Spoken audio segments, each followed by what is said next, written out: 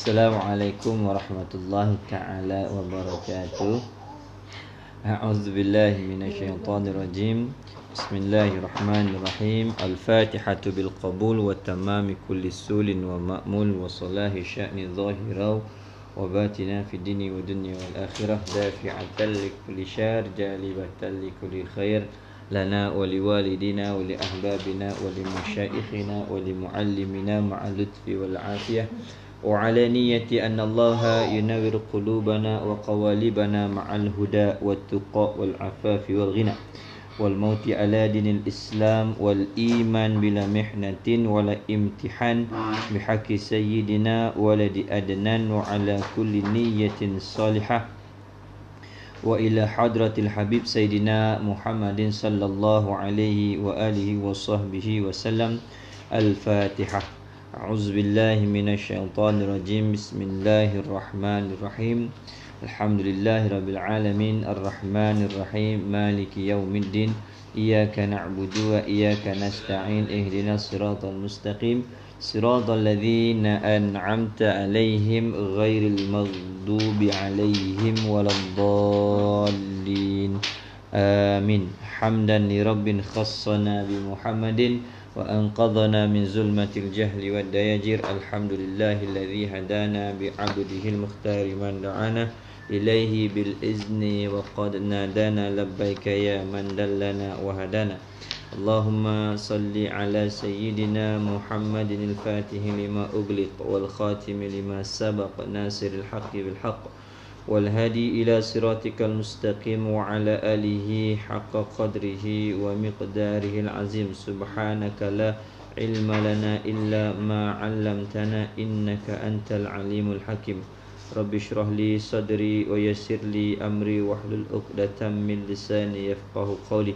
Allahumma akhrijna min zulumatil wahmi wa akrimna bi nuril fahmi waftah 'alaina bi ma'rifatil ilmi wa hasin akhlaqana bil hilmi wa sahhil lana abwaaba fadlik wa anshur 'alaina min khazaini bi rahmatika ya arhamar rahimin. Subhana rabbika rabbil izzati amma yasifun wa salamun 'alal mursalin. Alhamdulillahi rabbil alamin. Alhamdulillah, puji dan syukur kita kehadrat Allah Subhanahu wa taala yang telah memberikan kepada kita kurniaan nikmat, taufik dan hidayah serta inayah, yang dengan kurniaan dan anugerah daripada Allah Subhanahu wa taala ini dapatlah kita sekali lagi bertemu pada malam ini bagi mengikuti pengajian secara langsung melalui FB Majlis Ta'lim Fatimatul Zahra, yang mana seperti kebiasaannya pada malam ini kita akan bersama-sama untuk menyambung semula pembacaan kitab yang telah kita lalui pada beberapa siri yang sebelum ini, iaitu pembacaan kitab Adab Perempuan juzuk yang pertama karangan yang berbahagia Tuan Guru Ahmad bin Yaqub Al-Johori. Pada malam ini kita akan menyambung sekali lagi, iaitu pelajaran yang ke-16 pada membicarakan tentang adab telinga. Jadi pada sesiapa sidang pendengar yang dirahmati Allah Subhanahu wa taala yang tidak memiliki kitab, maka boleh melihat di ruangan komen yang mana telah dimasukkan oleh admin kami dengan beberapa nota daripada catatan kitab yang asal. Maka boleh rujuk di situ untuk melihat perbahasan kita pada malam ini. Baik, kita akan sambung pelajaran yang ke-16, adab telinga yang nombor 2. Adab telinga nombor 2, seperti mana yang telah kita kupaskan pada kuliah yang terdahulu berkenaan dengan adab telinga yang pertama, iaitu manfaat dan faedah telinga yang dijadikan oleh Allah Subhanahu wa taala.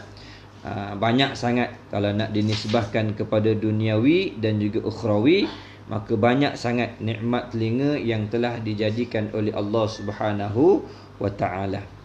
Sehingga kan kalau kita nak lihat perbandingan di antara penglihatan dengan pendengaran, maka Syekh Abdul Qadir Al-Mandili rahimahullahu taala di dalam kitab karangannya Penawar Bagi Hati, dia menyatakan di antara keistimewaan dan kelebihan telinga dan mata, yakni telinga yang mendengar dan mata yang boleh melihat, jika nak dinisbahkan kepada kelebihan ukhrawi, maka telinga itu lebih bermanfaat jika nak dibandingkan dengan mata yang boleh memandang. Kerana dia menyatakan mata ini faedah dan nikmatnya itu dibangsakan kepada keduniaan semata-mata, melihat kepada keindahan, melihat kepada kecantikan, itu maka berhajat kepada mata.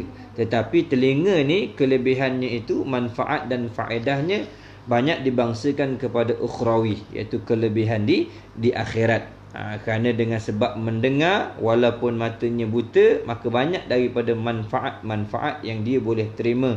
Seumpama mendengar akan Al-Quran, mendengar akan hadis Nabi, mendengar akan nasihat, mendengar tentang asar daripada para sahabat yang dibacakan oleh orang lain. Maka faedah untuk akhirat ni banyak didapati dengan telinga yang boleh mendengar. Jadi kalau ada orang yang tanya di antara orang yang buta dan orang yang pekak, yang buta dan yang pekak, mana satu yang lebih baik? Maka kalau nak melihat pendapat yang dinyatakan oleh Syekh Abdul Qadir Al-Mandili, maka orang yang buta telinganya boleh mendengar, lebih baik keadaannya jika nak dibandingkan dengan orang yang pekak serta matanya boleh memandang. Jadi mata dan telinga ini dia merupakan dua alat panca indera yang sangat penting. Yang sangat penting, kerana seseorang itu dihukumkan dengan mukallaf apabila sihat salah satu daripada dua panca indera ni.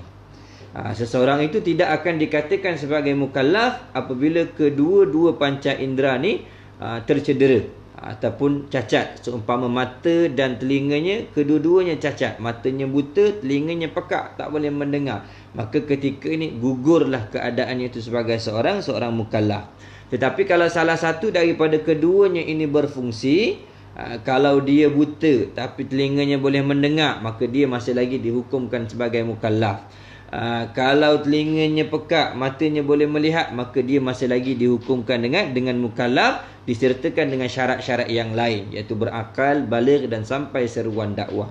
Kenapa telinga dan mata ini merupakan alat ataupun anggota yang penting bagi manusia, sehingga kan dia dihukumkan dengan mukallaf apabila salah satu daripada keduanya ini terselamat daripada cedera. Kerana nak sampai seruan dakwah ni berhajat kepada dua saluran ni, sama ada mata yang boleh melihat ataupun telinga yang boleh mendengar. Kerana itu apabila ada orang yang pekak tapi matanya masih boleh melihat, yakni matanya celik, maka seruan dakwah tu boleh disampaikan melalui isyarat tangan, tulisan dan berbagai-bagai lagi lah yang boleh ditunjukkan kepada orang tersebut. Dan andai kata matanya buta tapi telinganya masih boleh mendengar, juga masih lagi boleh disampaikan isyarat kepada dia melalui bacaan ataupun melalui suara dan sebagainya, masih lagi boleh sampai seruan kepadanya. Kerana itu disyaratkan salah satu daripada dua anggota utama ni mesti sihat, barulah dihukumkan sebagai mukallaf. Baik. Kerana itu telinga ni manfaatnya banyak, dan di antara faedahnya seperti mana yang kita nyatakan pada kuliah yang semalam tu, jika nak dibandingkan kepada kelebihan ukhrawi, maka banyak. Seumpama kita mendengar akan ayat-ayat Al-Quran, kita mendengar akan hadis-hadis Nabi sallallahu alaihi wasallam, kita mendengar perkataan para sahabat, kita mendengar perkataan tabi'in, kita mendengar segala pengajian-pengajian yang memberi manfaat, seumpama ilmu-ilmu fardu ain dan juga ilmu-ilmu fardu kifayah. Maka banyak lagi daripada faedah-faedah yang baik yang dibangsakan kepada akhirat dapat kita perolehi dengan sebab telinga kita ni boleh mendengar. Tu bila kita menggunakan telinga kita kepada perkara-perkara yang dituntut oleh Allah Ta'ala, seumpama mendengar ayat Al-Quran, mendengar hadis dan sebagainya, kita telah termasuk di kalangan orang yang memuliakan kurniaan nikmat daripada Allah Subhanahu Wa Ta'ala. Maksudnya apa? Kita telah menggunakan nikmat itu kepada tujuan nikmat itu dijadikan oleh Allah Subhanahu Wa Ta'ala. Maka kita termasuk dalam kalangan orang yang telah mensyukuri nikmat yang diberikan oleh Allah Subhanahu Wa Ta'ala. Kerana hakikat syukur itu sendiri, maksudnya kita menggunakan setiap nikmat yang telah diberikan oleh Allah Subhanahu Wa Ta'ala kepada kita kita gunakan nikmat tersebut untuk mencari perkara yang diredai oleh Allah Subhanahu wa taala. Kita menggunakan nikmat tersebut untuk menyempurnakan perintah-perintah Allah Subhanahu wa taala. Seperti mana Allah Subhanahu wa taala nyatakan dalam Al-Quran, wa ma khalaqtul jinna wal insa illa liya'buduni, dan tidaklah aku menjadikan makhluk jin dan manusia, hikmah di sebalik kejadian jin dan manusia itu agar mereka itu beribadah kepada aku, agar mereka itu mengenal kepada aku, agar mereka itu mengesakan aku. Kerana tu manusia ini dibekalkan dengan berbagai-bagai nikmat, sehingga nikmat yang diperolehi manusia ini melebihi daripada sekalian makhluk yang dijadikan oleh Allah Subhanahu wa taala. Jadi termasuk di antara nikmat yang besar yang diberikan oleh Allah Subhanahu wa taala dan dikhususkan oleh Allah Subhanahu wa taala kepada manusia, iaitu nikmat anggota. Nikmat anggota kita ni lah, mata yang boleh melihat, telinga yang boleh mendengar, lisan yang boleh berkata-kata, tangan yang boleh mencapai memegang sesuatu, kemudian perut yang boleh menakung makanan, kemudian kaki yang boleh bergerak ke merata-rata tempat ni. Ini termasuk nikmat yang besar yang diberikan oleh Allah Subhanahu wa taala kepada manusia. Maka setiap nikmat ni, apa kewajipan kita? Mensyukuri nikmat pemberian Allah Subhanahu wa taala. Jadi bagaimana cara nak mensyukuri nikmat Allah Subhanahu wa taala? Kita menggunakan setiap nikmat ini kepada perkara yang dituntut dan perkara yang diperintahkan oleh Allah Subhanahu wa taala, daripada segala perkara-perkara ketaatan dan perkara yang boleh mendatangkan keridaan Allah Subhanahu wa taala. Kalau kita tak gunakan nikmat ini kepada perkara yang Allah Ta'ala reda, maka thumma latus'alunna yawma idzin anin na'im. Nanti pada hari kiamat Allah Subhanahu wa taala akan bertanya atas tiap-tiap nikmat yang diberikan oleh Allah Subhanahu wa taala. Okey. Jadi telinga kita ni termasuk nikmat kurniaan daripada Allah Subhanahu wa taala. Boleh mendengar itu nikmat, tak boleh mendengar pun termasuk nikmat. Kerana setiap sesuatu tu ada hikmahnya. Allah Subhanahu wa taala tidak menjadikan sesuatu dengan sia-sia. Allah Subhanahu wa taala tidak menjadikan sesuatu itu dengan sia-sia, dan Allah Subhanahu wa taala tidak menjadikan sesuatu untuk mengambil manfaat daripada setiap penciptaannya, melainkan Allah Subhanahu wa taala menjadikan tiap-tiap sesuatu itu bil hikmah, dengan hikmah, dengan kebijaksanaan Allah Subhanahu wa taala. Okey. Jadi setiap sesuatu itu ada hikmahnya. Kita kata kebahagiaan ada hikmahnya, musibah pun ada hikmahnya. Begitu juga telinga yang boleh mendengar ada hikmahnya, ada nikmatnya. Kemudian telinga yang tak boleh mendengar pun ada hikmahnya. Ada kebaikannya. Di antara kebaikan yang paling besar bagi orang yang tidak boleh mendengar ni, apa dia? Tertegah telinganya ini daripada bermaksiat kepada Allah Subhanahu wa taala. Jadi telinganya itu tertutup daripada mendengar akan perkara-perkara yang dilarang oleh Allah Subhanahu wa taala. Jadi muliakanlah nikmat. Dalam bab ni kita membicarakan tentang telinga, maka muliakanlah telinga yang dijadikan oleh Allah Subhanahu wa taala itu dengan mendengar perkara-perkara yang diredai oleh Allah Subhanahu wa taala. Okey, itu habis pada kuliah yang semalam tu kita bicara dah. Jadi masuk pada perkara yang kedua, di antara adab telinga ni. Qala muallifu rahimahullahu ta'ala wa nafa'ana bi ulumihi fid daraini amin ya rabbal alamin. Hendaklah bersungguh-sungguh membersihkan telinga dan memeliharakan kedua telinga daripada mendengar akan segala tutur kata yang keji-keji. Kerana ia yakni mendengar akan segala tutur kata yang keji-keji itu memberi bekas, memberi kesan kepada akal dengan bekas, yakni dengan kesan yang tiada baik.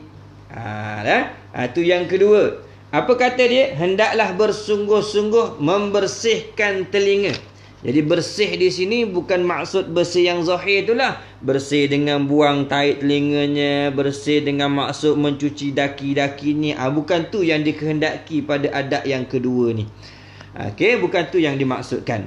Jadi hendaklah bersungguh-sungguh membersihkan telinga dan memeliharakan keduanya, yakni membersihkan telinga dan memeliharakan telinga tu daripada dosa. Tu bersihkan telinga ni maksud jangan dengar lah. Jangan dengar. Dan pelihara dengan maksud menjauhkan diri ataupun menutup telinga tu. Tu maksud pelihara. Ada dua keadaan lah. Sama ada kita tutup, orang cakap kita tutup, ataupun kita hindar, kita pergi. Kita jangan duduk, dengar.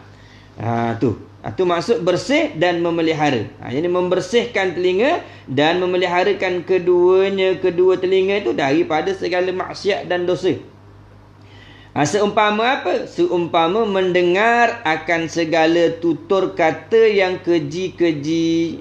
Tutur kata orang. Kita ni sekadar pendengar, kita tak kata, kita dengar.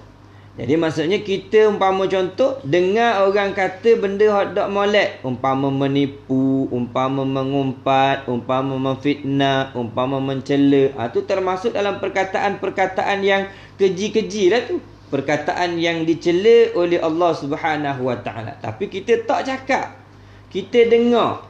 Maka orang yang mendengar ni dia bersekutu dengan orang yang berkata-kata. Al-mustami'u syarikun lil qail. Maka orang yang mendengar ni dia bersekutu. Bersekutu dengan apa? Dengan orang yang berkata-kata. Maksud bersekutu dan berkongsi ni pada apa? Pada dosa. Jadi kita sekadar mendengar. Dengar tu apa? Dengar umpatan, dengar cacian, dengar makian. Dengar nyanyian yang melalaikan. Maka kita sekadar mendengar. Mendengar tu termasuk berkongsi dosa dengan orang yang berkata-kata dengan perkataan yang keji. Dengar pun tak boleh. Kata lagi lah. Kalau dah dengar pun tak boleh, maka kata benda yang keji-keji pun tak boleh. Kerana tu lawan bagi benda ni, kalau kita mendengar perkataan yang baik, kita dapat pahala lah. Kerana kita berkongsi pahala dengan orang yang berkata-kata. Kita mendengar orang baca Al-Quran, kita tak baca, maka dapat pahala. Walaupun pahalanya tu tak sebesar orang yang membaca Al-Quran, tapi dapatlah pahala. Kita tak baca, maksudnya kita tak mengajar, kita mendengar orang mengajar, maka dapat pahala. Pahala mendengar akan perkara-perkara yang bermanfaat. Jadi diperintahkan kepada kita di antara adab telinga ni, kena bersihkan telinga dan peliharakan kedua telinga tu daripada mendengar akan segala tutur kata yang keji-keji. Dan perintah supaya menghindarkan diri daripada mendengar perkataan-perkataan keji ni telah dinyatakan oleh Allah Subhanahu Wa Taala di dalam Al-Quran. Dalam surah An-Nisa ayat 140, Allah Subhanahu Wa Taala berfirman, "Idza sami'tum ayatillahi yukfaru biha wa yustahza'u biha fala taq'udu ma'ahum hatta yakhudu fi hadithin ghairih." Tu ayat tu jelas. Allah Subhanahu Wa Taala melarang kita daripada mendengar perkataan-perkataan yang tiada baik. Allah berfirman, apabila kamu mendengar ayat-ayat Allah Subhanahu Wa Taala diingkari dan diperolok-olokkan, yakni apabila kamu mendengar ada orang yang berkata-kata tentang perkara-perkara yang dilarang oleh Allah Subhanahu Wa Taala, memperolokkan ayat ni mana memperolokkan perintah lah. Orang yang mengingkari perintah-perintah Allah Subhanahu Wa Taala, Allah Subhanahu Wa Taala menyatakan fala taq'udu ma'ahum, maka janganlah kamu duduk berserta dengan mereka tu. Mana kena bangunlah. Tinggalkan, hindarkan, jauhkan. Jangan dengar kalau ada kumpulan ataupun orang yang mengatakan perkataan-perkataan yang terkeluar daripada perintah-perintah Allah Subhanahu Wa Taala. Yani orang yang berkata dengan perkataan-perkataan yang keji. Fala taq'udu ma'ahum. Jangan sekali-kali kamu duduk dengan mereka itu. Hatta sehinggalah yakhudu fi hadithin ghairi, sehinggalah mereka itu menukar perkataan mereka itu kepada perkataan-perkataan yang lebih baik. Selama mana ada orang cakap benda-benda keji, kita bangunlah, tak usah duduklah kat situ. Walaupun kita kata kita tak cakap, kita dengar. Dengar pun tak boleh. Allah kata jangan kamu duduk kat situ. Melainkan kamu duduk dengar orang kata tak molek, kamu boleh cegah, maka duduk. Tapi kalau tak, semata nak jadi pendengar saja, tak sah. Kerana Allah Ta'ala larang. Larangan di sini termasuk larangan yang haram lah. Berdosa lah kalau kita duduk di situ, kerana kita berkongsi mendengar perkara-perkara maksiat. Maka jangan kita dengar. Jadi kenapa kita tak boleh? Kenapa kita disuruh? Kenapa dituntut supaya membersihkan telinga dan memeliharakan telinga itu daripada mendengar akan segala tutur kata yang keji-keji? Kerana ia, yakni mendengar akan segala tutur kata yang keji-keji itu memberi bekas, yakni memberi kesan kepada akal. Kalau kita asyik duduk dengar je, kita duduk dengar je orang cerita benda tak molek ni, di antara kesannya dia akan mendatangkan sifat was-was. Syekh Abdul Qadir Al-Mandili rahimahullahu ta'ala dalam kitabnya Penawar Bagi Hati, di antara dia kata apa, di antara kesan mendengar perkataan-perkataan yang buruk ni, dia akan mendatangkan serabut, dia kata, mendatangkan kebimbangan, mendatangkan was-was dalam hati. Dia akan menyebabkan terkesan dalam akal kita. Dia betul kadang kalau kita lihat ni, kita buat contoh, kita ni tak cakap apa. Contohlah suami kita ni dia keluar pergi kedai kopi dan sebagainya. Tu dia cuma dengar je orang duk cerita pasal orang, duk kata orang ni gini, dia ni pula gini, dia ni gini, dia ni gini. Suami kita balik kata serabut kepala. Kenapa yang serabut kepala? Tu tadi kat kedai orang cerita ni lah, orang cerita ni, orang cerita. Awak cakap tak? Dok, kita dengar je. Siapa suruh dengar? Tu dia panggil jadi serabut. Kita serabut sebab dengar kata orang lain. Umpama contoh sekarang ni, ibarat sekarang kita tak dengar orang bercakap, tapi kita melihat keadaan orang sebar sesuatu. Orang ni sebar kata di Durian Burung 30 orang dijangkiti ni. Yang ni pula kata di sini ada 100 orang kena jangkit ni. Kita duk dengar saja ni. Betul tak betul tak tahu lagi. Jadi kita pun jadi serabut kepala. Jadi takut pula nak keluar rumah. Kenapa orang ni kata ni, orang kata ni, orang kata ni. Tu kesan dia tu. Dia beri kesan pada akal kita ni. Sehingga kita jadi bimbang, jadi serabut kepala, jadi was-was. Kita jadi was-was. Jadi di antara punca penyakit was-was ni sebab telinga ni terdedah dengan mendengar benda-benda maksiat, sehingga memberi kesan dalam hati kita dan memberi kesan kepada akal kita. Benar kata ulama ni. Kerana mendengar akan perkataan-perkataan yang keji ni memberi bekas kepada akal dengan bekas yang tiada baik, yang ni kesan yang tiada baik. Terkadang boleh menyebabkan kita ni jadi gemuruh pun ada, jadi rasa takut pun ada, jadi bimbang pun ada. Sehingga yang paling teruk boleh mendatangkan was-was.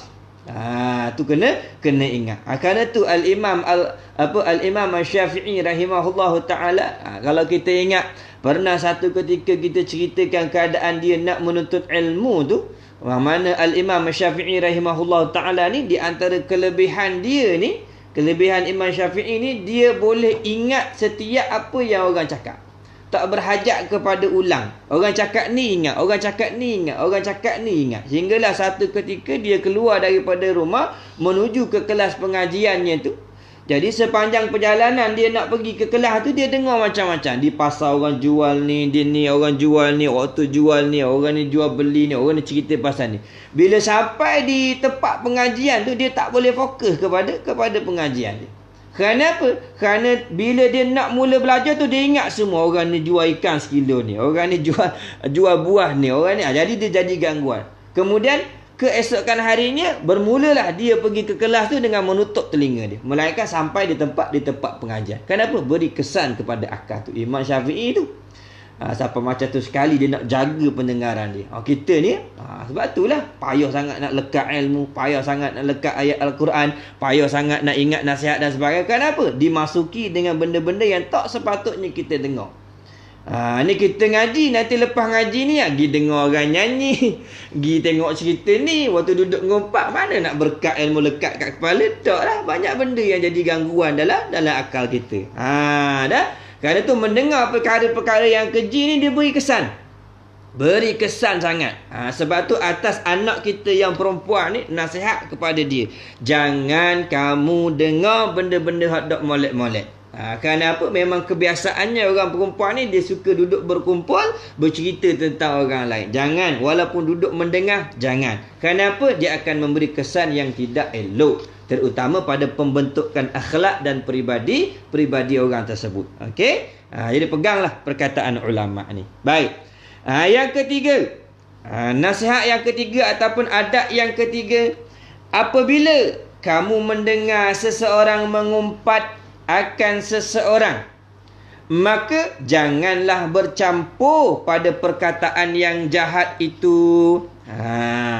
Maka jika ia tua, maka jika ia itu tua, siapa ia ni? Maka jika orang yang mengumpat itu orang tua atau tinggi pangkatnya, orang yang ada kedudukan daripada kamu, hendaklah ditinggalkan dia. Tinggalkan orang tua tu dan tinggalkan orang yang berpangkat tu dengan rupa yang menunjukkan ketiadaan redha. Maknanya dengan muka, apa kita kata, meninggalkan orang tua dan juga orang yang tinggi pangkat ni yang suka mengumpat tu dalam keadaan muka kita ni tak redha. Mana tak sukalah. Tak suka. Itu yang pertama. Okey, dia kata apabila kita mendengar seseorang mengumpat. Jadi mengumpat ni termasuk dalam perbuatan dosa besar. Mengumpat ni termasuk dalam perbuatan dosa besar. Apa maksud mengumpat? Ribah ni, ribah. Kita kata ribah. Ribah ni satu perbuatan kita menceritakan keburukan saudara kita di belakang dia. Ribah ni kita menceritakan keburukan saudara kita di belakang dia. Walaupun benda tu betul sekalipun, maka tu dinamakan mengumpat. Kalau benda tu tak betul, jadi fitnah. Kita reka cerita burukkan saudara kita, sedangkan benda tu tak betul, tu jadi fitnah, bukan mengumpat lagi. Tapi mengumpat ni kita bercerita tentang keburukan saudara kita di belakang dia, yang memang kalau dia dengar tu dia memang tak suka. Tu namanya mengumpat. Walaupun benda tu betul, tetap dikatakan sebagai mengumpat. Tu perbuatan mengumpat. Jadi mengumpat ni termasuk dalam dosa-dosa besar. Sehingga kan dalam Al-Quran Allah Subhanahu Wa Taala memperumpamakan orang yang suka mengumpat ni seperti orang yang memakan daging saudaranya sendiri. Orang yang suka bercerita keburukan saudaranya ni seperti dia tu memakan daging saudaranya sendiri. Tu perbuatan orang yang mengumpat. Jadi mengumpat ni termasuk dosa yang dicela, dosa lisan yang dicela oleh Allah Subhanahu Wa Taala. Ia termasuk dalam maksiat lisan yang patut kita jauhi. Jadi mengumpat termasuk dosa. Okey, jadi mendengar akan umpatan itu juga termasuk dalam maksiat. Jadi apabila kamu mendengar seseorang mengumpat akan seseorang, kita mendengar ada orang yang cerita keburukan orang lain. Zaman kita sekarang ni, orang tak guna dah perkataan umpat. Kalau di belah Indonesia dia panggil bergosip, dia panggil. Bergosip. Adapun bahasa kita sekarang ni dia panggil membawang, dia panggil. Tu mana nak cerita. Sampai dia panggil makcik bawang. Maksudnya apa tu? Makcik suka mengumpat suka cerita keburukan orang. Ni dah seolah-olah benda tu jadi benda yang bukan satu perkara yang memalukan, dan bukan satu perkara yang patut kita jauhkan. Kenapa? Mengumpat ni seolah dah jadi perbualan biasa dalam masyarakat kita, sehingga kita tak rasa ia satu kesalahan. Kita dengan mudah je nak bercerita tentang keburukan orang lain. Walaupun ada pendapat, iaitu seperti mana berkatanya Al-Imam Al-Ghazali rahimahullah ta'ala, ada ketika kita dibenarkan mengumpat. Ada beberapa keadaan yang mana kita ni dibenarkan mengumpat. Yang ni kita nak berceritakan tentang keburukan orang lain. Di antara keadaannya bila kita dizalimi, maka kita nak mengkhabarkan kezaliman orang lain kepada orang yang boleh membantu kita, maka tak dapat tidak kita kena cerita kepada orang tersebut akan perbuatan buruk orang yang menzalimi kita. Umpama contoh isteri, dia nak cerita kepada qadi ataupun nak cerita kepada ahli keluarganya yang boleh membantu menyelesaikan masalah rumah tangganya. Dia tak dapat tidak dia terpaksa cerita keburukan suami dia. maka dia kena ceritalah suami saya orangnya macam ni, suka pukul, suka buat ni dan sebagainya. Jadi kita ceritalah keburukan dia tu. Kalau tak cerita, orang tak tahu, maka keadaan ini dibenarkan. Dibenarkan. Yang kedua, keadaannya orang yang nak minta fatwa. Nak minta fatwa ni maksudnya nak minta hukuman ataupun nak minta satu-satu kita kata nak meletakkan satu hukum atas perbuatan orang lain. Jadi kita kena cerita keburukan dia kepada siapa? Kepada qadi ataupun orang yang memang layak untuk memberikan fatwa. Jadi kita tanya dengan qadi, umpama contoh, ataupun mufti. Kepada mufti kita tanya. Contohnya kita tanya, apa hukum orang buat gini. Apa hukum dia buat gini. Jadi kita ceritalah keburukan orang tu, baru kita tahu. Kalau kita tak khabar ke mufti, saya nak tanya satu masalah ni, apa dia? Tapi cerita buruk orang ni tak boleh mengumpat. Jadi macam mana nak bagi hukum kalau kita tak cakap macam tu? Jadi nak tak nak kita kena bagi tahulah. Saya nak tanya, apa hukumnya orang buat gini. Contohnya kita kata gitu. Apa hukumnya seseorang buat macam ni. Maka mufti pun tahu, perbuatan ni termasuk dalam perbuatan yang haram, ataupun perbuatan ni termasuk dalam perbuatan yang makruh. Maka boleh. Itu yang kedua, minta hukum. Yang ketiga ni, di antara perkara yang boleh dibenarkan kita ni mengumpat, yang ni menceritakan keburukan orang lain, iaitu nak memperkenalkan kepada orang. Kita nak kenalkan. Kalau kita tak bagi tahu tentang apa kita kata perkara yang boleh dianggap buruk pada diri seseorang, maka orang tak boleh nak cam ataupun orang tak boleh kenal. Tu. Umpama contohlah, kita ambil contoh. Ada orang datang kepada kita ni, dia bertanya kepada kita tentang seseorang. Contoh, mari datang tanya nak cari Pak Zaid. Faham contoh Pak Zaid. Kebetulan tempat kita ni nama Zaid tu ramai. 3-4 orang yang nama Zaid. Jadi kita pun cakap dengan dia, cik nak cari Zaid yang mana satu? Kemudian orang yang tanya ni, kenapa? Zaid ramai ke? Ramai. Sini ada Zaid ketot orang panggil. Ketot ni satu sifat yang tak molek, tapi kita kena khabar. Kita ada Zaid ketot. Kemudian kita ada Zaid lonjong ataupun Zaid panjang, kita kata. Kemudian kita ada Zaid gemuk. Tu contoh, kita berikan sifat-sifat dia. Yang mana sifat ni boleh dikatakan sifat yang tak molek ada pada orang. Jadi orang tak berapa nak suka kalau kita khabar benda tu. Tapi tak dapat tidak, kita kena bagi tahu. Jadi dia pun kata, orang yang tanya ni kata, kawan saya tu dia tak pendek, tak tinggi, tapi memang gemuk lah dia. Kalau tu Zaid gemuk tu, rumah dia tepi tu. Dia dapat dia kenal. Tapi kalau kita tak sebut Zaid, cik cari lah, rumah nombor 4 ni Zaid juga, nombor 7 ni Zaid juga, lorong sebelah tu Zaid juga. Ni Zaid. Pening kepala dia nak cari. Kerana kita kata, kalau aku sebutkan nanti termasuk mengumpat. Ketika itu tak termasuk dalam mengumpat. Maka dibenarkan. Dibenarkan. Ini di antara bentuk orang kata mengumpat yang bercerita buruk tentang orang yang dibenarkan. Selain daripada tu tak dibenarkan. Dia ada beberapa keadaan lagi. Selain daripada tu, sengaja kita cerita, nak hangatkan suasana, cerita orang ni pendek, gemuk, tak comel lagi, buruk lagi, tu tak boleh. Yang tu tak boleh. Jadi apabila kamu mendengar seseorang mengumpat akan seseorang, maka janganlah bercampur pada perkataan yang jahat tu. Jangan duduk campur. Jangan duduk campur. Jangan duduk bercampur. Seperti mana larangan yang dinyatakan oleh Allah Subhanahu Wa Taala dalam firman-Nya surah An-Nisa yang kita baca tadi tu, supaya kita meninggalkan kumpulan ataupun orang yang berkata dengan perkataan yang buruk. Maka inilah, jangan bercampur pada perkataan yang jahat tu. Okey?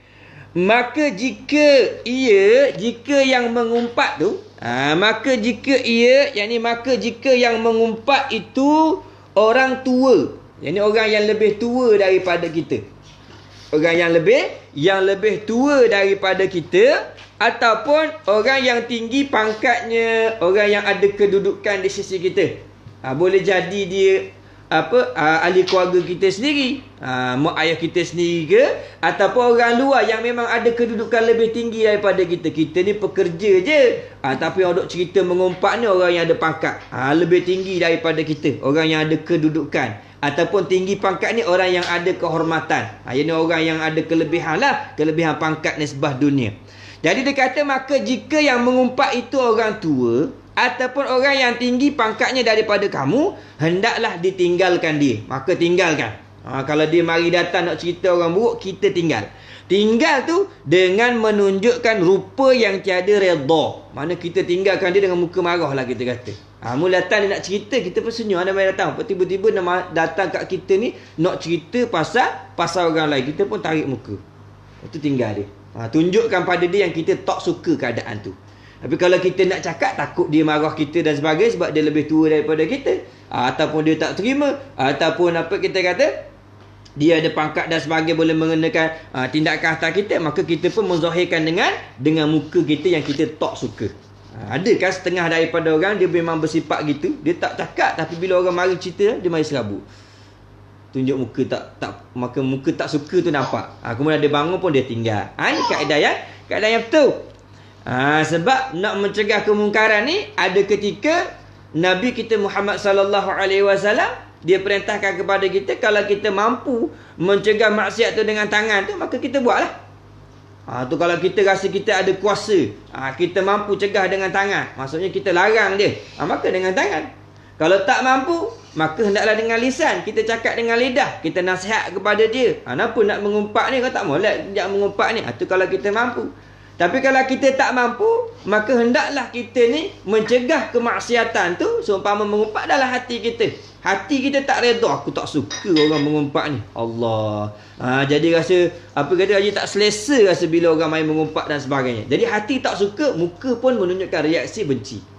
Biar orang tu tahu kita ni tak suka. Tak suka kepada perbualan-perbualan yang keji. Tu tindakan kita tu. Kenapa? Ia termasuk dalam tingkah laku yang mulia, yang mana kita nak memelihara kehormatan saudara kita. Barulah sempurna keimanan seseorang tu. Nabi SAW menyatakan, la yu'minu ahadukum hatta ahabba li akhi ma yuhibbu li nafsi.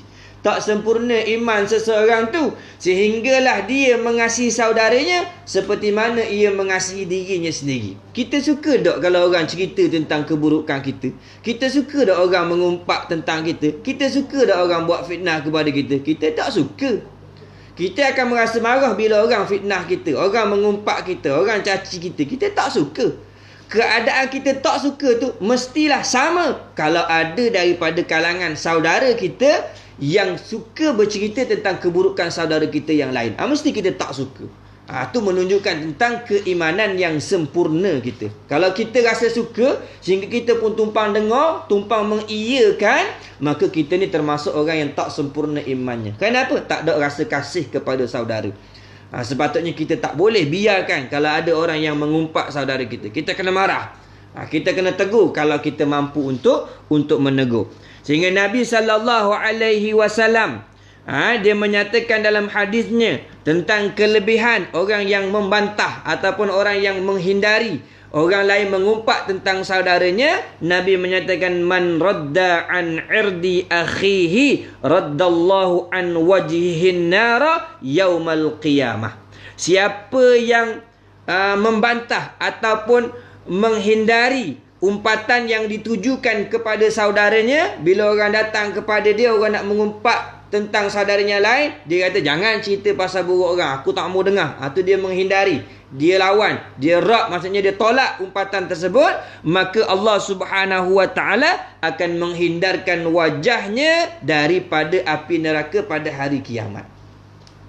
Tu kita memuliakan kita mempertahankan saudara kita daripada umpatan dan cacian, maka Allah Subhanahu Wa Taala akan memelihara diri kita daripada dimasukkan ke dalam neraka. Mana bila wajah ni tak masuk, maka orang dengan seluruh tubuhnya pun tak akan masuk ke dalam neraka. Tu.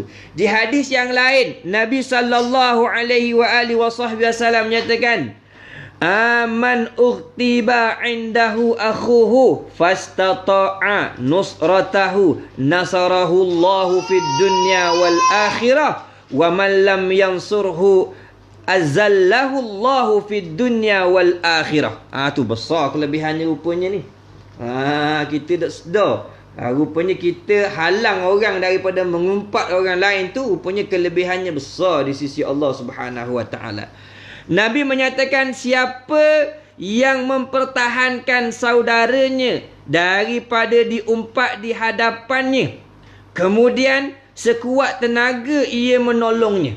Tu siapa yang menahan orang lain daripada mengumpat saudaranya, kemudian acu boleh dia cuba nak mempertahankan saudaranya tu, nak tolong saudaranya tu daripada diumpati, maka Allah Subhanahu wa taala akan menolongnya dalam kehidupan di dunia dan kehidupan di akhirat.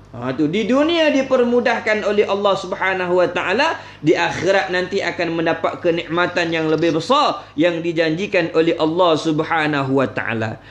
Maka Allah Subhanahu wa taala akan menolongnya dalam kehidupan dunia dan akhirat, dan siapa orangnya yang tidak menolongnya, yakni orang yang tidak membantu saudaranya tu daripada dicaci, diumpat, diceritakan keburukannya, maka Allah Subhanahu wa taala akan menghinakan dirinya di dunia dan di akhirat.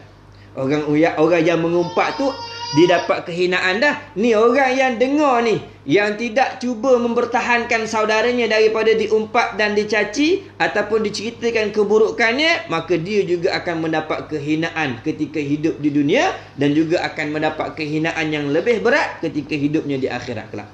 Kerana tu kita disuruh hindar. Jangan kita nak pasang telinga, jangan kita nak jadi pendengar kepada orang yang mengumpat. Tu. Kalau yang mengumpat tu orang tua, kita tak mampu nak tegur, ataupun orang yang berpangkat yang mana kita tak mampu nak nasihat, maka tinggal dengan menzahirkan wajah benci dan tak suka, supaya dia tahu bahawa kita ni tak suka mendengar umpatan. Dan jika ia yang mengumpat itu sebaya dengan kamu, setara kita je, taraf-taraf kita juga, geng-geng kita, saing-saing kita, mulakanlah menasihatkan dia supaya menjauhkan dia daripada mencerca orang. Maka kena nasihat, kena khabar kepada dia, tak usah ceritalah, tak usah cerita, tak usah cakap lah. Kerana tu kita sebagai ibu bapa ni kena perhati. Kalau anak tu dah mula tunjuk mula nak cerita tentang keburukan orang, kita kena cepat-cepat tegur lah. Buat apa cerita buruk orang ni? Kita tak sikit je, tak usah sikit-sikit lah. Sebab tu ada setengah daripada suami ni tak apa-apa nak dengar sangat orang perempuan nak bercerita. Kena cerita pasal orang. Kadang-kadang kita ambil keputusan tidur, bangun, tinggalkan dia. Kadang kita buat main telefon dan sebagainya supaya dia tahu kita tak berapa berahi cerita pasal orang. Tu. Dan jika ia sebaya dengan kamu, mulakan menasihatkan dia. Kena khabar ke dia, tak molek ni, kau cerita pasal orang ni, kenapa? Dosa. Dosa. Bukan tak mau layan, tapi kalau cerita lain-lain tu tak apalah. Kau nak cerita pasal Doraemon ke Nobita ke Superman ke, aku nak dengar lah. Tapi kalau nak cerita pasal buruk orang, tak ambil lah. Aku tak mau dengar. Kenapa? Dosa, kata. Dosa kau cerita benda ni. Nasihatkan dia. Okey. Dan jika ia yang mengumpat itu muda daripada kamu, ini lebih rendah daripada kita, anak kita ke, kawan kita yang lebih muda ke, ataupun adik-beradik kita yang lebih muda ke, tegahkanlah kelakuannya itu supaya tiada ia buat lagi, mana ambil tindakan. Hukum dia. Kalau dia lebih rendah daripada kita. Ini peringkat kaedah yang ditunjukkan oleh Nabi SAW. Apabila kita melihat satu kemungkaran, kalau kita mampu, tegahlah dengan tangan kita. Ini peringkat ni. Kita tegah dengan tangan. Mana kalau boleh pukul, kita pukul. Kalau kita boleh larang dia, maka larang. Kemudian kalau tak mampu, siapa tak mampu? Yang nak nasihat tu kawan sebaya kita. Kalau pukul ni rasa macam tak layak, jadi kita nasihat dengan lisan. Kemudian kalau yang mengumpat tu termasuk daripada kalangan orang yang tua, takkan kita nak pukul. Kalau takkan kita nak cakap pula, dia bukan boleh terima. Sebab kita ni lebih kecil daripada dia, ataupun kita lebih muda daripada dia, ataupun pangkat kita lebih rendah daripada dia, maka tinggalkan dia dengan menunjukkan wajah yang benci kepada perbuatan mengumpat. Itu tindakan kita tu. Boleh buat belaka. Jangan bimbang hilang kawan, tapi bimbang hilang keredaan Allah Subhanahu wa taala. Terkadang kita ni terpaksa nak dengar, kenapa? Kan aku belakang, tak ada orang nak sayang aku. Kita fikir macam tak apalah, tak ada kawan yang bermaksiat ni lebih baik daripada ramai kawan yang membawa kita kepada kemaksiatan. Tu kena ingat. Jadi bila kita dengar orang mengumpat, tinggalkanlah. Kalau mampu nasihat, nasihat. Kalau mampu buat tindakan hukuman, hukuman. Kalau tak mampu, letakkanlah kebencian dalam hati dan zahirkanlah dengan muka bahawa kita tak suka kepada perkara maksiat seumpama mengumpat. Baik, yang seterusnya, Apabila kamu mendengar perkataan orang, ini termasuk dalam adab telinga. Apabila kamu mendengar perkataan orang, maka janganlah dicakapkan kepada orang lain. Supaya apa? Supaya kamu tidak menjadi anak kunci fitnah dan sebab bagi persengketaan dan perkelahian. Itu adab seterusnya. Apa dia? Apabila kamu mendengar perkataan orang, yakni mendengar satu rahsia daripada orang lain. Itu. Apabila kamu mendengar perkataan orang, yang pertama, apabila kamu mendengar perkataan orang, yakni rahsia orang. Ataupun yang kedua, apabila kamu mendengar perkataan orang, yakni perkataan buruk daripada orang lain. Kita dengar je. Sambil-sambil kita lalu tu, kita dengar orang cerita-cerita. Kita tak ambuh nak dengar, tapi orang cerita juga. Ataupun orang sampaikan rahsia kepada kita. Maka janganlah dicakapkan kepada orang lain, maka jangan disampaikan kepada orang lain. Jangan kita jadi orang yang adu domba. Dengar cerita sini, bawa cerita pergi tempat lain. Dengar cerita sebelah sini, bawa cerita pergi tempat lain. Ini dipanggil adu domba. Zul wajhain. Orang yang memiliki dua wajah. Ataupun bahasa kita panggil talam dua muka. Belah ni dia dengar je, tak cakap apa pun. Dia dengar je. Dengar. Rupanya dia rekod. Ambil maklumat. Kemudian pergi sebelah sini, dia pun pam. Kau tahu orang sana tadi cerita kat kau macam ni. Kemudian dia dah sampai, dia pun dengar je. Ambil di sini pula, kemudian pergi sini pula. Pergi sini dia pun dengar. Dia pun cerita pasal orang situ cakap apa. Ni jangan buat macam ni. Kenapa? Kalau kamu buat macam ni, dengar sini cakap ke orang lain, nanti kamu tu boleh menjadi anak kunci fitnah. Sebab tu dia larang. Jangan kamu mendengar perkataan orang dan janganlah dicakap kepada orang lain. Supaya apa? Supaya kamu tidak menjadi anak kunci fitnah. Supaya kamu ni tak jadi kepada pembuka kepada keburukan dan kehancuran. Kerana fitnah ni boleh juga diterjemahkan kepada kehancuran dan kebinasaan. Kehancuran dan kebinasaan. Dan jangan dan kamu ni tak menjadi sebab bagi persengketaan, yakni permusuhan dan perkelahian. Jadi yang banyak berlaku persengketaan, banyak berlaku fitnah, banyak berlaku perkelahian ni disebabkan siapa ni? Orang yang suka mengadu domba. Orang yang suka bercerita kepada orang lain. Dipanggil al-namim. Namimah. Orang yang suka bawa cerita. Dia dengar sini, dia sampaikan kat sana. Dia dengar sini, dia sampaikan kat sana. Sampaikan Nabi SAW pernah menyatakan kepada sahabat-sahabatnya, tahukah kamu siapakah yang paling buruk kelakuannya daripada kalangan kamu? Maka sahabat kata, Allahu wa rasuluhu a'lam. Hanya Allah dan Rasulnya jua yang mengetahui. Kemudian Nabi SAW menyatakan orang yang paling buruk di kalangan kamu ialah Zul Wajhain, iaitu orang yang memiliki dua wajah. Lalu sahabat tanya, siapa dia orang yang memiliki dua wajah ya Rasulullah? Yakni orang yang apabila berada di sini dia kata gini. Apabila dia berada di sebelah pihak sini dia kata gini. Ini dipanggil orang yang memiliki dua wajah. An-namim, orang yang suka mengadu domba, yang bercerita-cerita tentang keburukan sehingga orang yang saling berbaik-baik ni menjadi permusuhan. Jadi an-namim ni satu perbuatan yang boleh menyebabkan permusuhan dua golongan ataupun permusuhan di antara dua individu. Ini perbuatan yang sangat tidak elok. Sehingga ada satu riwayat kisah nak menunjukkan tentang buruknya kelakuan namimah ni ataupun adu domba. Di satu pasar ada seorang pedagang hamba dipanggil, orang yang menjual hamba. Jadi dia daripada pagi sampai ke petang kerjanya untuk jual hamba saja. Jadi pada pagi dia pun jual, orang ni beli sampailah ke petang ada seorang budak. Budak berkulit hitam ni tak terjual-jual. Budaknya tubuhnya sihat. Memang nampak sihat, tapi orang tak beli dia. Kenapa? Setiap kali orang nak beli, si penjual ni dia bagi nasihat. Dia kata apa? Budak ni memang bagus, kerjanya rajin, tubuhnya sihat, boleh buat semua kerja, tapi dia ada satu penyakit. Apa penyakitnya? Mulut dia ni. Jadi daripada banyak tuan-tuan yang aku ambil, kebanyakan daripada mereka kata budak ni kena jaga sikit. Kerjanya rajin tapi dia ni suka bercerita buruk orang dan suka buat fitnah. Tu masalah, dia suka adu domba, suka mengadu-mengadu ni. Bila dia cakap macam tu, maka orang pun kata, oh dok jadilah, kenapa? Oh bahaya ni. Sehinggalah petang tu ada seorang ni, saudagar ni, bila dah diceritakan kepada dia tentang gini-gini, dia kata, tak apa tu, kecil saja tu, aku boleh didik dia. Dia kata aku boleh didik dia. Maka dia beli jugalah. Dia beli hamba ni, dia pun bawa balik. Bila dia bawa balik, seminggu tu kerja molek, 2 minggu tu kerja molek, kemudian masuk pada hari yang seterusnya, maka budak kulit hitam ni dia mulakan dia punya tabiat dia. Dia mulakan sifat buruk dia. Dia kata apa? Dia buat macam mana? Bila tuan dia keluar pergi berdagang, dia tinggal di rumah, dia pergi jumpa dengan mem terpanggil, isteri kepada tuan ni. Puan dia lah kita panggil, puan dia.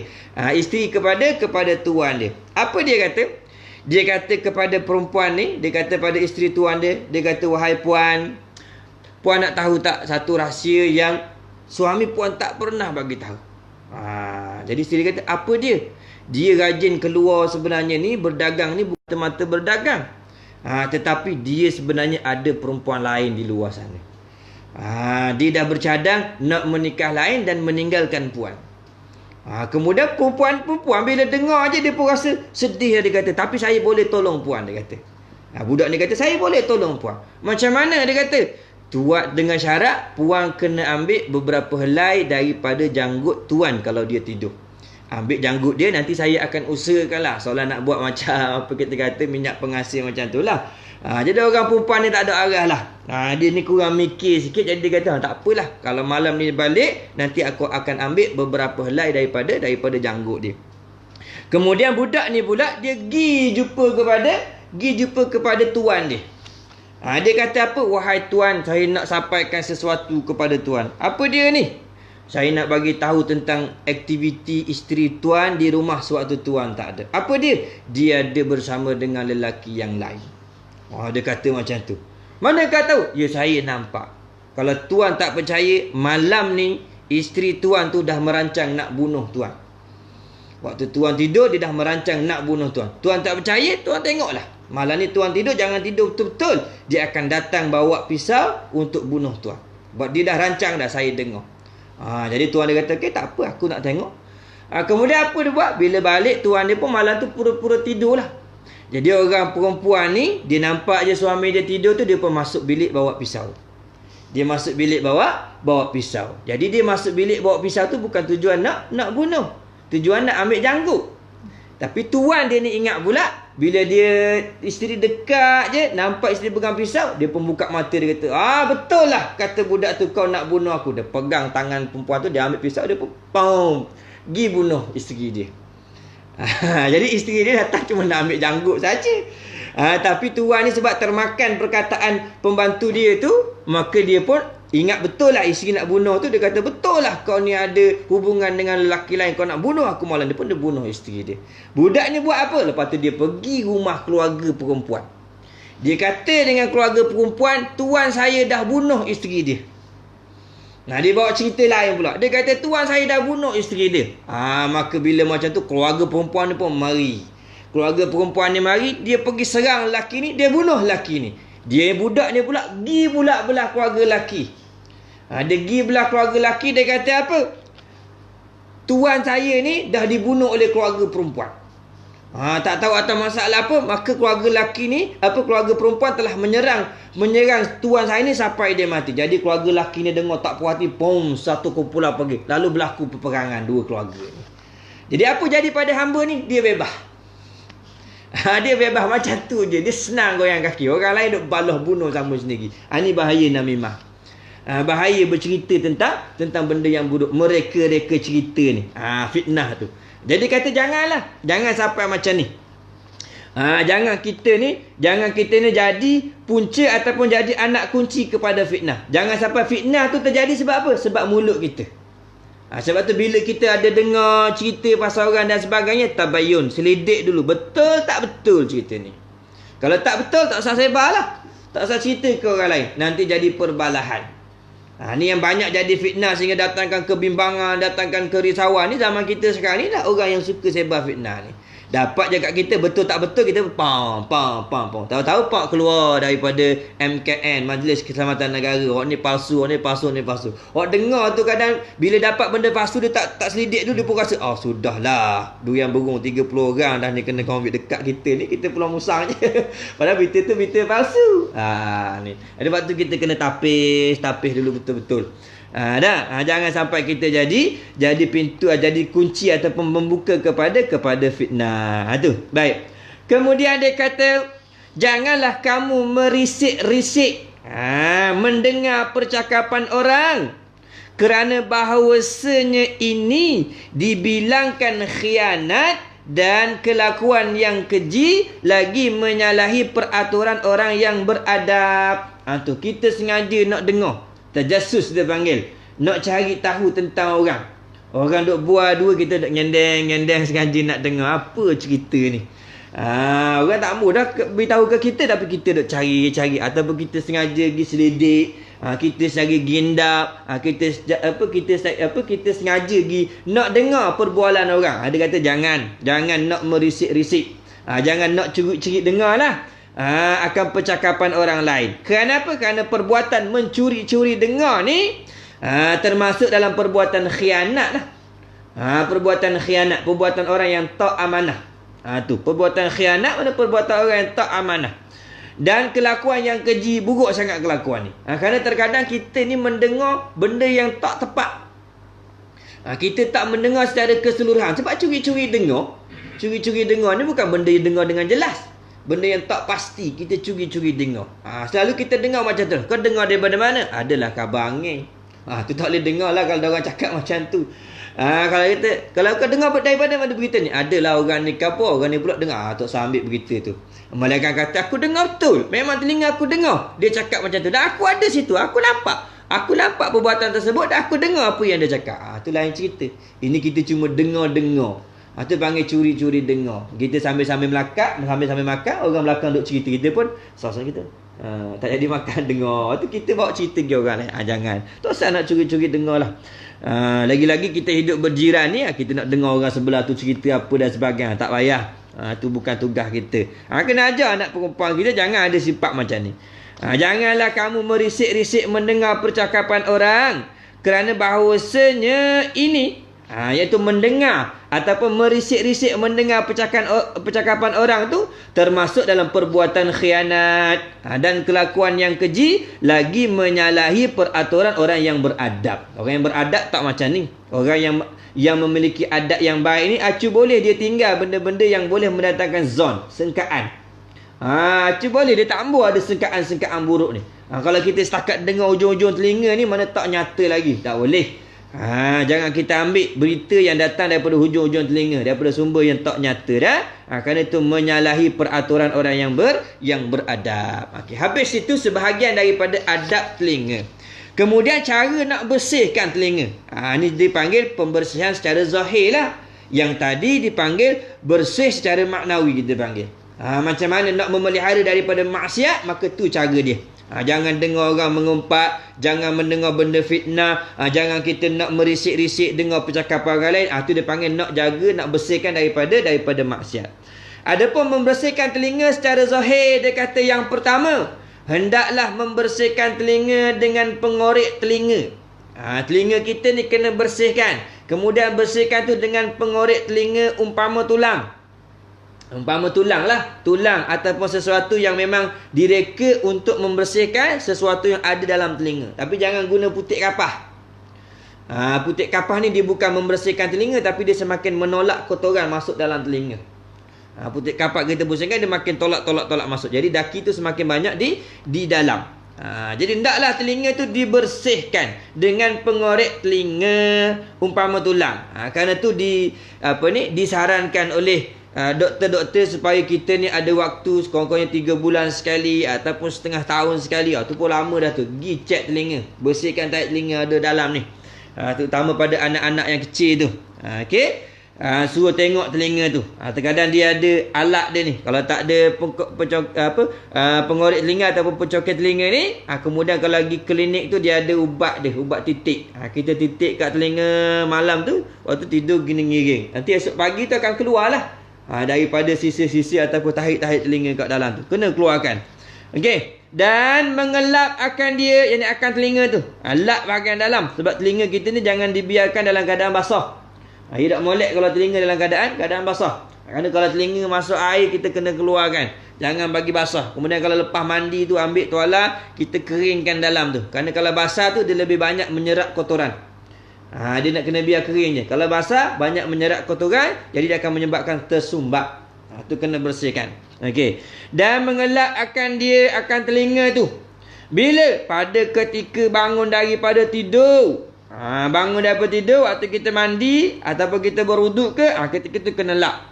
Serta mengelap suku-sukunya yang zahir dengan kain yang lembut umpama tuala. Serta mengelap suku-sukunya, yakni bahagian-bahagian yang zahir. Cupingnya lah ni. Cuping ni. Adapun yang tadi dalam tu kita lap. Dengan kain yang lembut umpama tuala. Jangan guna benda yang kasar. Tu yang pertama. Yang kedua dia kata pada masa membasuh muka. Ketika kita basuh muka awal pagi tu, basuhlah sekali luar dan dalam telinga. Yang ni belakang ni. Ni dipanggil belakang telinga lah ni. Luar. Dan dalam ni bahagian dalam. Serta masukkan sikit dalam lubang tu. Lap keduanya dengan cermat.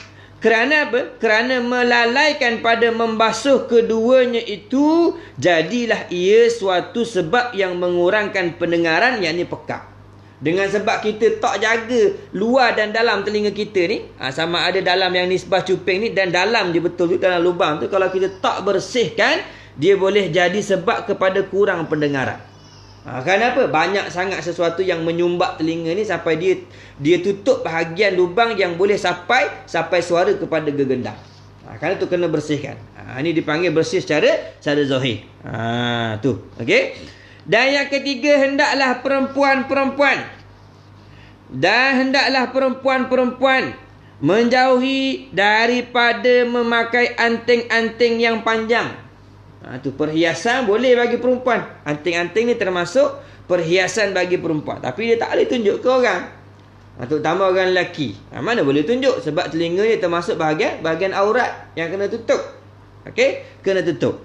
Jadi hendaklah perempuan menjauhi daripada memakai anting-anting yang panjang. Kenapa? Anting-anting yang panjang. Kalau sampai panjang kat sini, labu kan? Panjang dia punya tu. Anting-anting ni patutnya kecek ni ada yang panjang pakai. Kenapa dia tak bagi anting-anting yang panjang? Kerana ia itu hodoh pada pandangan. Sungguh. Hodoh pada pandangan. Pakai anting-anting panjang gelebek ke bawah gitu kan. Memang dah comel lah. Hodoh. Dan menyebabkan sakit cuping telinga. Sakit. Cuba kita kok letak apa ni kita kata, sepit baju letak sini kemudian gantung sesuatu, kan dia tarik ni. Tarik ke bawah. Kalau kita lihat ada satu kaum di Sarawak itu dipanggil, dia punya adat kebiasaan dia.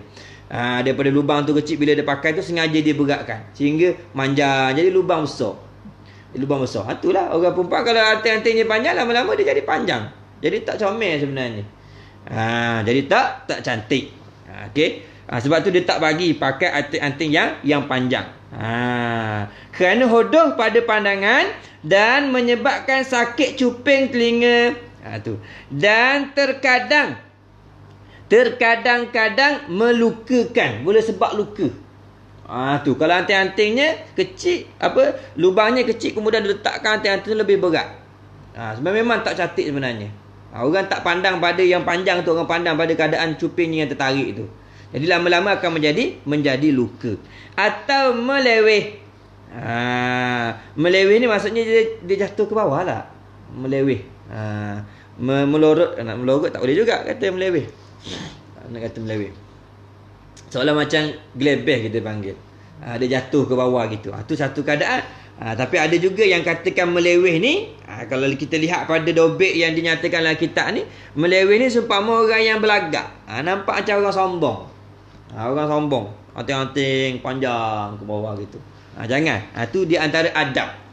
Walaupun benda tu tak nampak duduk di dalam, maka ditegah juga kita nak pakai gitu. Ni benda duduk dalam ni. Sebab tu jadi satu perkara yang haram bila ada orang perempuan yang pakai tudung, dia biarkan sengaja nampak kat sini sampai anting-antingnya ke bawah. Dia pakai tudung cuma macam saya pakai serban ni lah. Sini ni lehernya semua nampak. Sebab telinga dan perhiasan ni dia termasuk dalam perhiasan yang batin bagi perempuan. Telinga dan anting-anting ni termasuk perhiasannya yang batin. Kalau tak boleh nak tunjuk. Dia bukan termasuk perhiasan yang zahir. Perhiasan yang zahir bagi perempuan mana? Muka dia, muka dan tangan, serta baju dia. Itu termasuk dalam perhiasan yang zahir yang boleh ditunjukkan kepada orang lain. Selain daripada itu tak boleh. Termasuk perhiasan batin. Rambut, telinga dan perhiasannya, leher dengan perhiasannya, rantai, itu tak boleh nak tunjuk orang. Tak boleh nak tunjuk orang. Okey, itu. Sayujianya pada masa bertindik meletakkan sumbu sutera atau sumbu kain katen hingga sempurna sembuhnya. Ini bagi cara lah. Bagi anak yang bertindik tu, lepas daripada tindik jangan terus dipasangkan dengan anting-anting, tapi dia suruh letak apa? Letak sumbu yang dipercik kain sutera ataupun sumbu yang dipercik kain katen. Kain yang diperbuat daripada katen tu, kain katen tu. Hingga bila? Hingga sempurna sembuhnya, sembuh lubang tu. Supaya jadi molek. Setengah kita letak lidi, tak silap lah. Letak lidi ke atau letak sesuatu. Jangan terus pakaikan dengan anting-anting. Kemudian bila dah sembuh tu, barulah memakai anting-anting yang sederhana, besar dan labuhnya. Supaya apa? Supaya tiada menjadi ejek-ejekkan orang. Supaya nampak comel, orang tak ngata.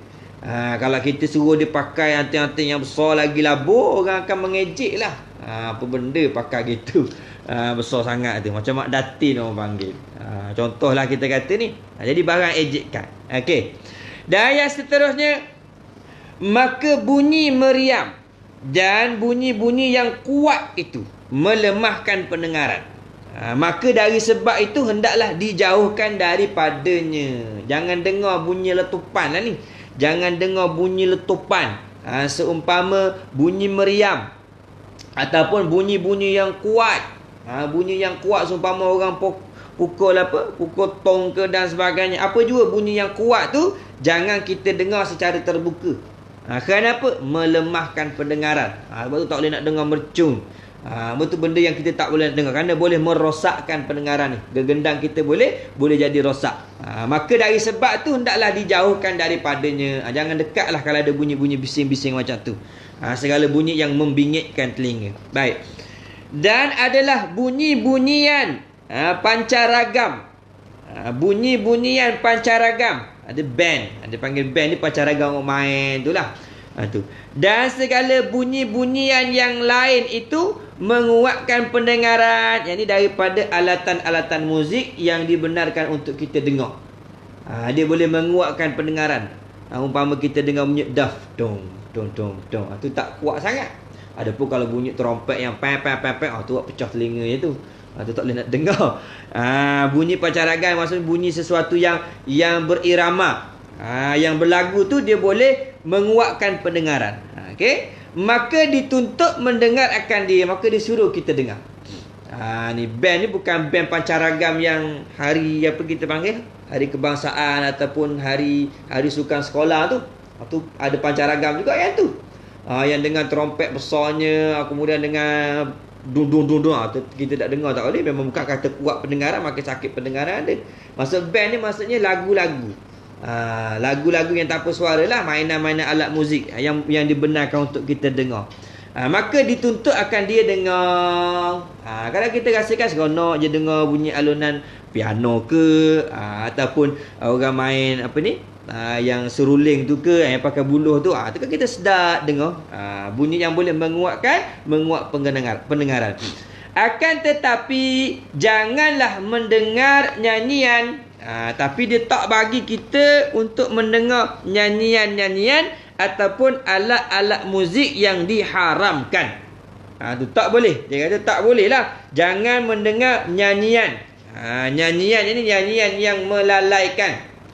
Nyanyian yang melalaikan. Adapun nyanyian yang termasuk seperti memuji Allah, memuji Rasulullah sallallahu alaihi wasallam dengan qasidahnya, nasyidnya, tu tak apa. Waktu kita boleh dengar. Walaupun yang menyampaikan tu termasuk daripada kalangan orang perempuan pun, kita boleh dengar. Dengan syarat, orang lelaki yang mendengar tu, dia tak tertarik syahwatnya ketika mendengar orang perempuan tu menyanyi.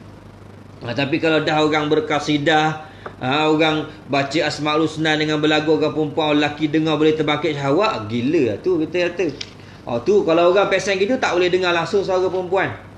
Kenapa? Dia tak boleh mendengar suara perempuan. Adapun asal suara perempuan ni, dia bukan aurat di sisi mazhab Al-Imam Syafi'i rahimahullah ta'ala. Tapi selama mana nyanyian itu tak termasuk nyanyian yang melalaikan. Kalau nyanyian tu melalaikan, termasuk ni, jangan dengar orang menyanyi. Jangan mendengar orang yang menyanyi. Kerana orang yang suka mendengar itu, yakni mendengar nyanyian yang melalaikan, membimbangkan hati dan menghilangkan masa. Banyak dengar lagu-lagu yang melalaikan, jadi hati pun jadi tak tenteram, hati jadi tak tenang, dan menghilangkan masa, menghabiskan masa. Sia-sia masa kita duk dengar je benda tu. Pahala dapat tak? Tak. Bahkan termasuk dalam makruh. Lagi kalau dengar tu sampai boleh menyebabkan kita meninggalkan ibadah, jadi haram.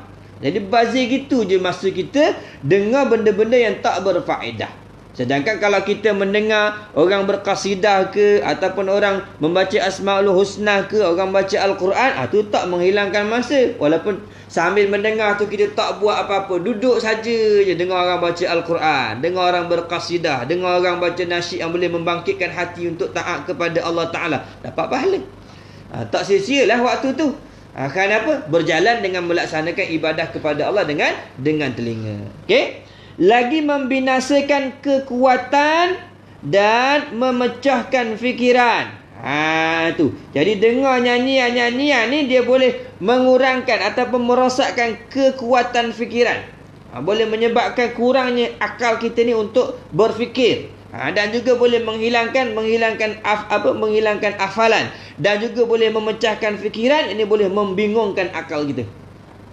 Tu boleh menyebabkan akal kita jadi bingung. Sama macam tadilah, boleh menyebabkan datangnya was-was, boleh datangnya takut, boleh datangnya gemuruh, boleh datangnya bimbang, macam-macam boleh berlaku. Dengan sebab telinga tu banyak dengar benda-benda yang tak molek, serta mengeruhkan perasaan yang baik, serta menghilangkan ketenangan. Tak tenang.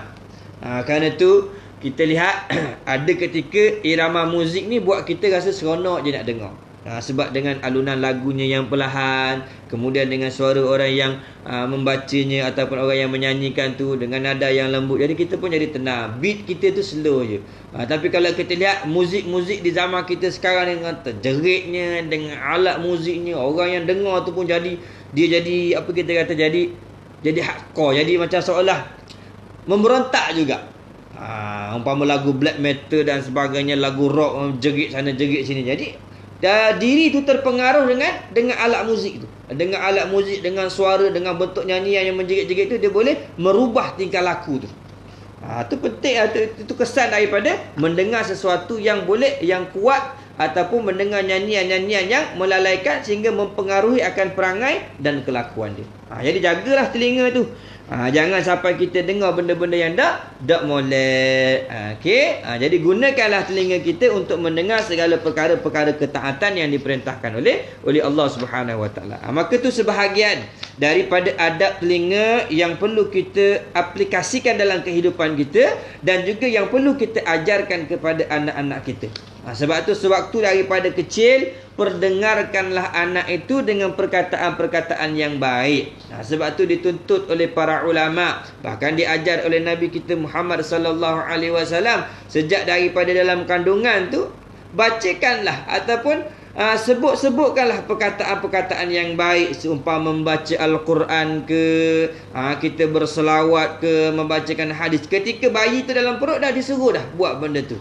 Kemudian awal-awal kelahiran anak tu, apa yang disuruh buat? Azankan dia telinganya, supaya telinga tu awal-awal benda yang dia dengar, Allahu Akbar, Allah Maha Besar. Kemudian supaya apa yang paling awal dia dengar, dia mendengar kalimah syahadah, asyhadu an la ilaha illallah wa asyhadu anna Muhammadar Rasulullah. Kemudian apa lagi yang awal dia dengar? Perintah menunaikan solat. Kemudian apa lagi? Supaya menuju kejayaan, yang mencari keridaan Allah Subhanahu wa taala. Kemudian peringkat dia nak mula besar tu, lazimi dengan memperbanyakkan zikrullah di sisi dia. Dengan membaca Al-Quran walaupun dia tak erti lagi.